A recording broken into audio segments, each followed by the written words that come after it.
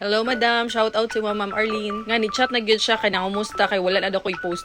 Bitaw ni Lilo sa ako kadalian ng radiation. Wala sa kayo ko nagsigi og cellphone kay grabe ang radiation ana tapos akong mata wala pa naayo. Ningon ani ako mata ni aging adlaw. Na niburot diha nga part nga na siya nana. Tungod to sa stress ug sa puyat. Nya katong Sabado is niadto ko sa Tagum ay kay pa-check up na lagi ko kay bugat na kayo akong mata. Unya wala na ko na cater kay nag-cut off na sila kay naapay flight ang mga doktor. So wala jud ko na cater. So Monday pa sila mag-resume. Unya naagi day purpose ang mga delay no. Tas ana wala ko na cater dito sa Tagum ay kay nag-cut off na mga doktor. So wala ko kapa-check up. Unya tama-tama pud pag uli na ko sa balay is nibuto tong nana nga nasa ko ang mata. I mean nasa baba sa ko ang mata. Kung na-cater ko dito apila na pud kay ang gasto sa tambal, sa doctor's fee. Kung unsa pay need na ko ato nga time. So naagi day purpose ning mga delays no. Or na siya gusto ipahiwatig ba charot. So mo to pagkabuto sa nana ginapadayon nako to mga remedies nga akong ginabuhat. Like kabuhat ko mga fresh juices nga naay carrots kay makatabang man na siya sa tuang mata. May ganit jud kay na ako ni tribulet dili ra kay ko makabuhat og mga pure nga juices. Mga juice nga walay halong chemical ba, puro natural lang gid siya. Una kung gusto nung pud mo palit og Nutribulet mamutang na lang kog link sa baba. And then always ko ga warm compress ako ang mata katong naay nana. So mo to na okay